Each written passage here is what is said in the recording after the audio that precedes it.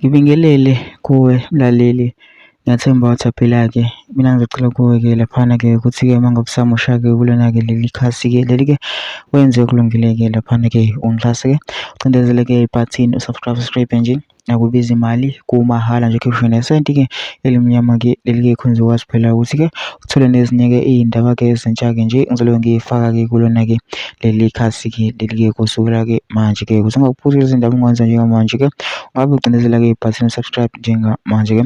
Udaba kulethele lona-ke namhlanje-ke laphana-ke ukuthi-ke sekuvele wavela-ke inyanga-ke laphana-ke yaveza-ke okunye-ke laphana-ke ngumongameli-ke womkhonto-ke wesizwe-ke uJacob Zuma-ke waveza-ke okukhulu-ke lapho kodwa angifuni-ke mina ukuthi-ke lokho-ke wakuzwa ngami-ke phela into nje dlala ividiyo yakhe-ke lo mlisa uzwele wena ukuthi uthini-ke mina ngicela phansi sizwele-ke ividiyo le kanti ma-comment section-ke ufushiye uvo lwakho ukuthi wena ucabanga kanjani-ke ngalo-ke lolu daba-ke lolu-ke bese uyangixhasa-ke ucindezele-ke ibhathini subscribe nje akubizi imali kumahhala nje ukhiphe nesenti-ke elimnyama-ke leli khonza ukwazi phela ukuthi-ke uthole nezinye-ke iy'ndaba-ke ezintsha-ke ngizobe ngiyifaka kulona-ke leli khasi-ke leli-ke kusukela-ke manje-ke ungenza njengamanje ngacindezela-ke ibhathini usubscribe njengamanje-ke nayo-ke le video-ke awuyithokozele.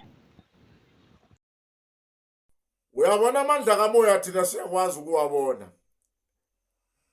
I am enabled. I am privileged by the spirits.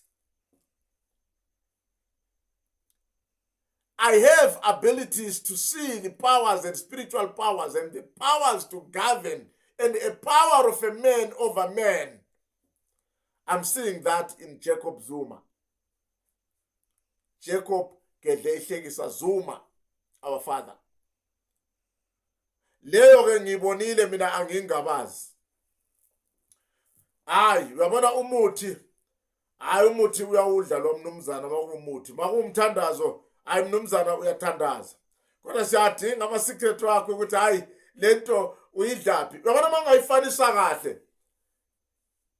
Impi eyeyavela after uphakamise umalema waba youth president wajika lapho walwa nawe into engakazi yabonwa kodwa ekugcineni sambona umfana ebuya ezithobe ezigodo siyohlala niphuza itiye lasenkandla ngathi uyabona lo baba lo muthi unawo lo. Hayi uyabona la owudla khona uyadleka. Makumthandazo la uthandaza khona umthandazo wakho ushuto kwe rocket uvela uyohlala kuJesu.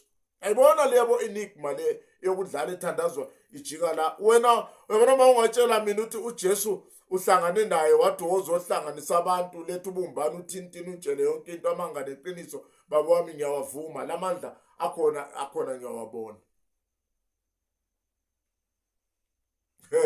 Akuyakizwa abanye abantu kwabonakala amamemezi awu-3 lapha emzini wakho enkandla ngazi noma ngama-rumors kodwa hayi baba Msholozi mina ngiyakuvuma ipower ikhona.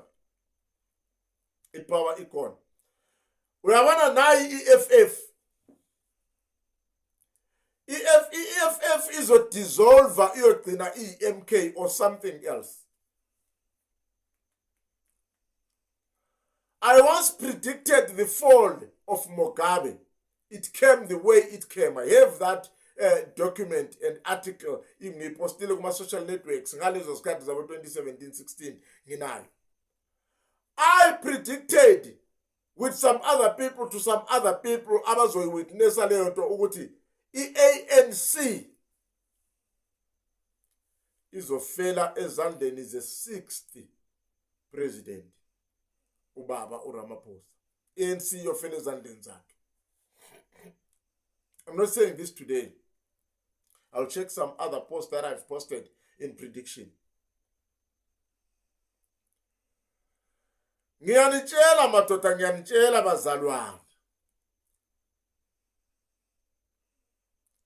Yandoda ubaba Msholozi inamandla amanye asabekayo. And uyawudla lo umuthi lo baba. Awubuke into ezimshukile ama prison inside out yonke leyo nto leyo. Kodwa usahamba uyehlafuna impande. So lento ingifundisa ukuthi ma unganamuthi ungayidlanga impande unganamandla kamoya noma ngabe ngaweshesha alungile noma ngabe ngawesangoma zinyanga alungile kodwa kusengamandla wodwa. Noma ngabe ulumnathi nawo kuyo Msholozi it's fine ngoba nasi yakusebenzela. Uyabona ngeke ngezwe lapha ukuthi usujoin wakhona ngu-advocate Thuli Madonsela ngathaya Mama Msholozi. Hayi ngiyakuzwa, ngiyakuvuma Nkosi yami. Yeah, this is the world we live in.